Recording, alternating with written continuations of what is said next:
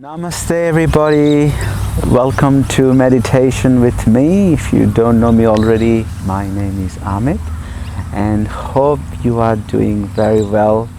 It's a very nice day here at the park. I'm at Teralba Park, and there is, apart from the mozzies, sometimes if you got that sorted, it's really nice just being in the park and taking some time to reflect and spend some time just being in nature with, having that intention that I'm going to spend some time, practicing some meditation, giving some time for my spiritual well-being.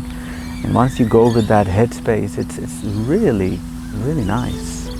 We are lucky here in Everton Park. It's a beautiful park we have, and yeah, here I am.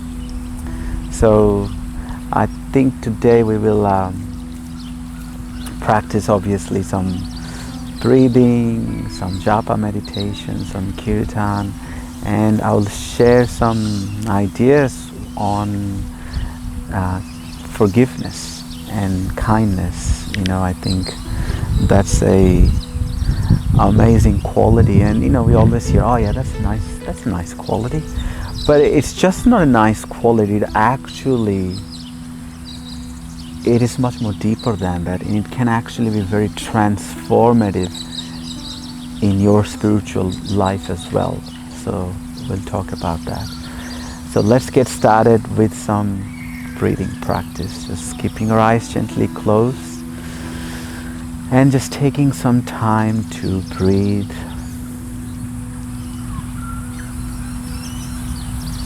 I'm not sure if you can hear the bird sounds in the background. Just releasing any thoughts in your mind. Be more in the present. We'll address the challenges, the thoughts, the problems that we may have a bit later. But for now, let's just focus on our breath. If your mind wanders away, place it on your breath, noticing your inhalation and your exhalation. Inhaling long and deep and exhaling.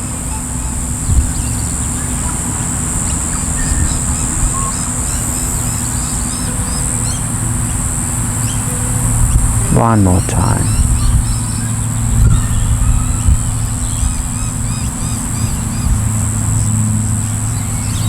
Just a simple breathing exercise helps to make us feel grounded, calm the nervous energy or the tensions, and makes it easier for us to focus on the meditation. And if you don't know already, the meditation we practice here is mantra meditation, or meditation upon the sacred sounds or mantras. We need an object to meditate upon. Meditation on something. And although you can meditate on a sunset or a sunrise, look at the waves of the ocean, waterfall, they're all definitely helpful and valuable. But what makes the most difference is meditation on mantras, because the mantras are spiritual in essence. And by meditating, meaning resting your mind in these mantras, the spiritual sounds, you are actually connecting up with the spiritual source.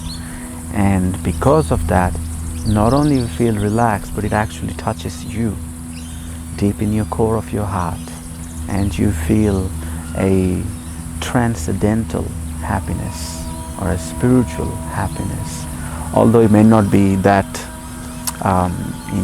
evident to you, but it is happening. And the more we gradually practice, you can actually feel it. Once the day you don't do japa, you don't come to a kirtan, you feel like something's missing, So let's do the meditation on mantras using our breath. So I'll be using the mantra Goranga with our breath. And how we do it is as we inhale, we say the mantra Go Ranga in our mind. And as we exhale, we say the mantra Go Ranga out loud throughout the entire length of our breath. Again, just resting your mind on these mantras as you repeat. Okay? So let's just inhale together so that we are on rhythm. And we exhale one more time together. Now inhaling one more time, saying the mantra in the mind. And we exhale out loud. Go Ranga.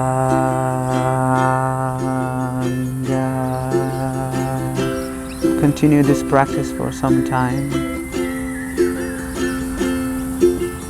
Go Ranga.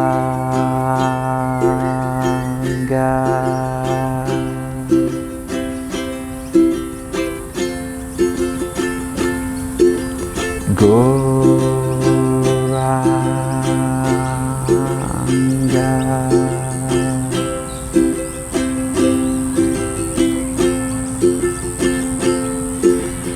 Go Ranga.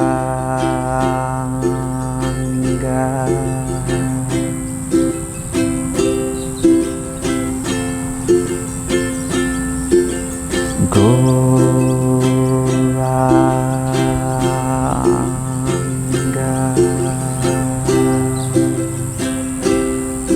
Two more long relaxing breaths. Go Ranga.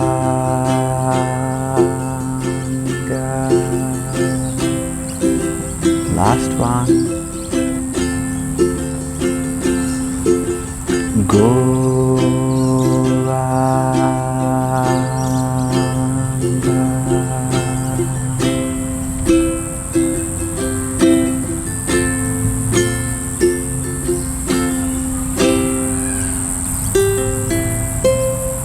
Go Ranga. Now we use this meditation with our breath. We will practice this with using japa beads. So I hope you have japa beads at home. If you do not, that's fine. You can use your fingers as well for practicing this meditation. It's a very simple process. We are engaging our sense of hearing and our sense of speaking by chanting and listening to this mantra. We're also using our sense of touch, using the beads or using your fingers to count the mantras we chant. So the way we practice in the japa beads is it's a head bead. On the head bead, we take a moment to offer our respects to our spiritual teacher and to the Supreme Soul. So we say Go Ranga on the head bead, and on the bead next to the head bead, traditionally with our thumb and a middle finger, we say the mantra. For today we'll practice Haribo, Nitaiko, Nitaiko, Haribo. So we say Haribo, Nitaiko, Nitaiko, Haribo, and we move to the next beat. We say Haribo, Nitaiko, Nitaiko, Haribo, and we move to the next beat, and we continue until we finish one round. Very simple practice. If you do not have beads, you can do that with the fingers. Say Haribo, Nitaiko, Nitaiko, Haribo, Haribo, Nitaiko, Nitaiko, Haribo, and we can continue. Simple thing to do. If you don't have the beads, you can buy them at our meditation studio in Brisbane at West End if you come, or at Everton Park if you come to our program. So let's give it a go. And again, the idea is to rest your mind in these mantras, and I'll see if I can put some nice visuals for you to see as well if you are watching this video and doing it. Give it a go. Go Ranga. Haribo, Nitaiko, Nitaiko, Haribo. Haribo, Nitaiko, Nitaiko, Haribo. Haribo, Nitaiko, Nitaiko, Haribo. Haribo, Nitaiko, Nitaiko, Haribo. Haribo, Nitaiko, Nitaiko, Haribo. Haribo, Nitaiko, Nitaiko, Haribo. Haribo, Nitaiko, Nitaiko.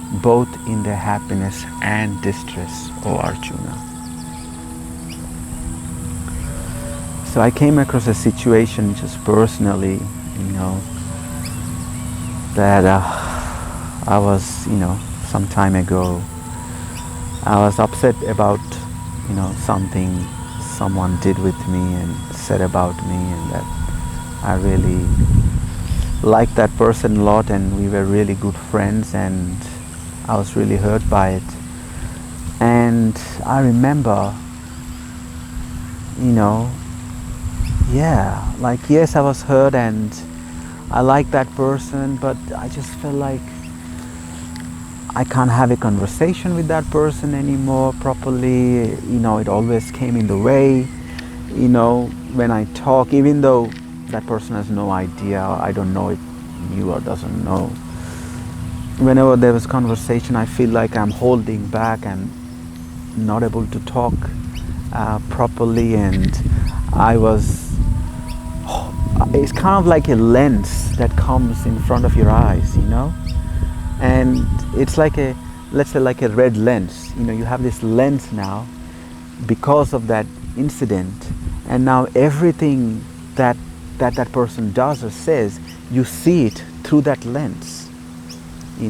Even that it might be a case that person perhaps has felt bad about what that person did and moved on, but because you haven't moved on, and it's kind of like you're seeing things through that lens, and it just builds up, and you start judging that person. You just start thinking, you see everything in that way, and it just builds upon you, and it's a horrible, horrible feeling, And I remember once praying that, oh please, I don't want to be like this, And I came across Lord Chaitanya's third prayer, I'll just read that quickly. That helped me want to chant the holy name of the Lord in a humble state of mind, feeling oneself to be lower than the straw in the street, devoid of all sense of false prestige, and ready to offer all respect to others, and never desiring any respect for himself. In such a state of mind, one can chant the holy names of the Lord constantly. How cool is that? And then there is, you obviously heard that is pleasing to Lord Hari if you're forgiving.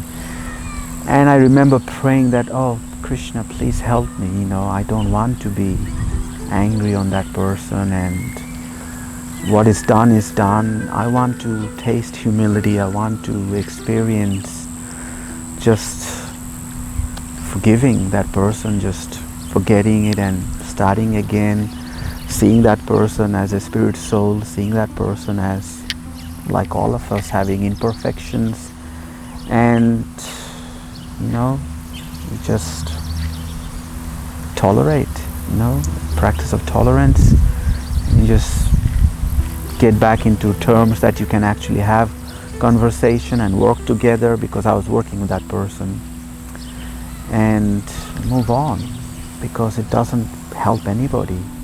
And I remember praying, and I cried a little bit, and I felt awful, because I feel awful, holding on to anger.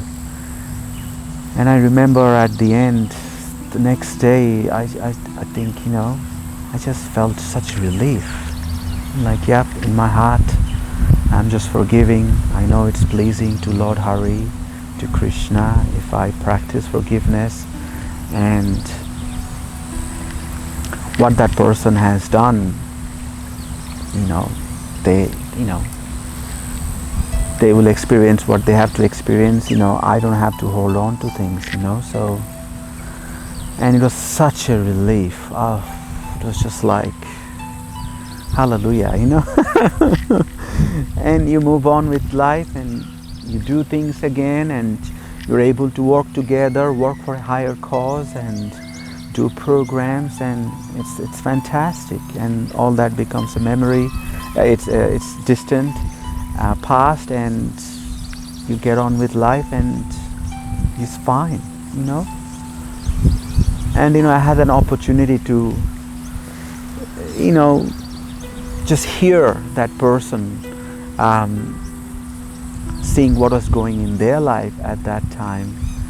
And the person was sharing with me that they went through a lot of problems that time, a lot of tribulations.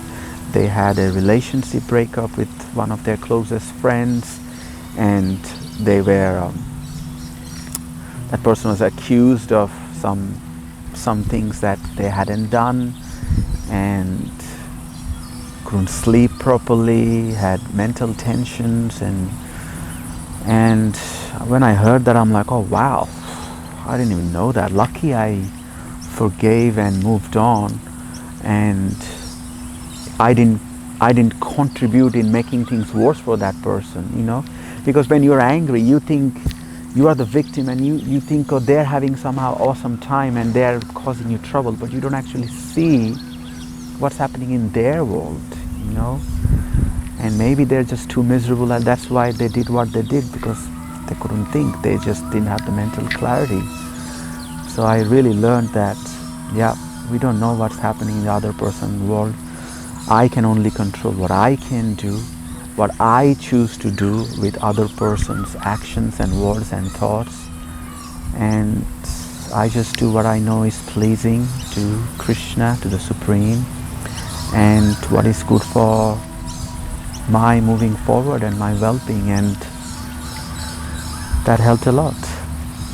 So I just thought I would share this because, you know, at these times I see a lot of people agitated, angry, some short-tempered, say things that were disturbed, distracted, and it's a very good quality to cultivate, forgiveness, you know.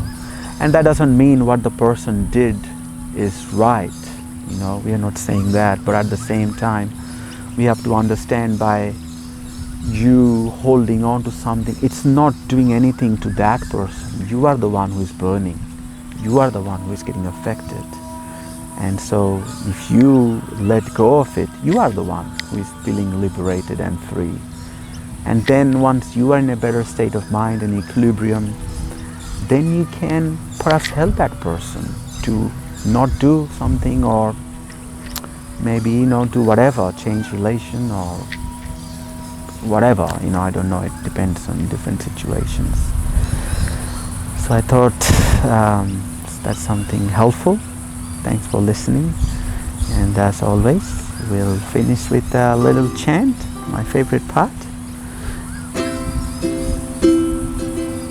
We'll do the mantra Gopala Govinda Rama Madana Mohana.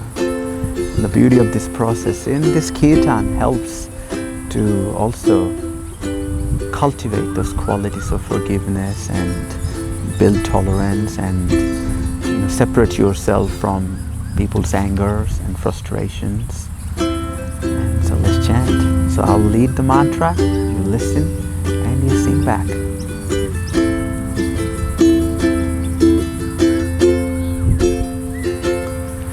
Gopala Govinda Rama Madana Mohana. Gopala Govinda Rama Madana Mohana. Your turn. Gopala Govinda Rama Madana Mohana. Gopala Govinda Rama Madana Mohana. Gopala Govinda Rama Madana Mohana.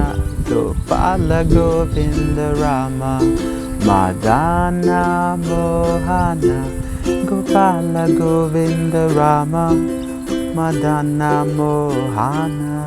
Gopala Govinda Rama Madana Mohana. Gopala Govinda Rama Madana Mohana.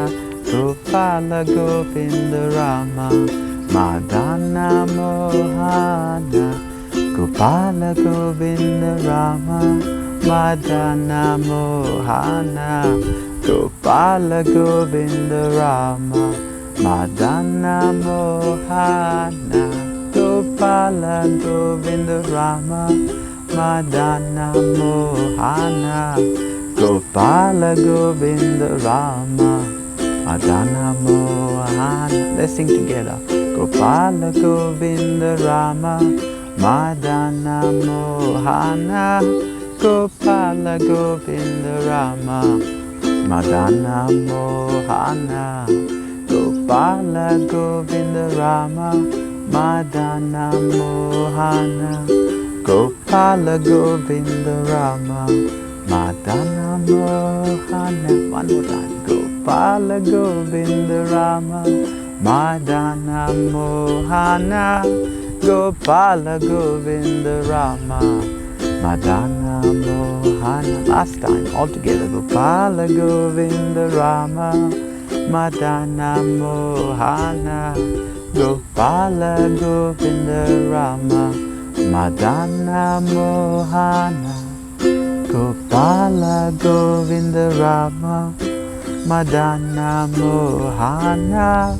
Gopala Govinda Rama Madana Mohana. Gopala Govinda Rama Madana Mohana. Gopala Govinda Rama Madana Mohana.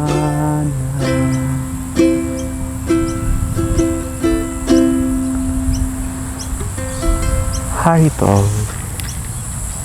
So thank you very much, everybody. Hope you have a lovely day. And if you're watching this video before Sunday the 12th of December, then we are having a Christmas celebration on the December 12th on Sunday at the Mantra Room West End. And would love to have you there and chant with you all and share dinner together and sing some Christmas carols and hear about Jesus Christ's story and how there's so much harmony between his teaching and the teachings of the yoga literatures, and just have a good time in person. So that's on the Sunday, December 12th, 5 p.m. at Mantra Room West End. Hopefully see you there. And until next time, Namaste, Haribol.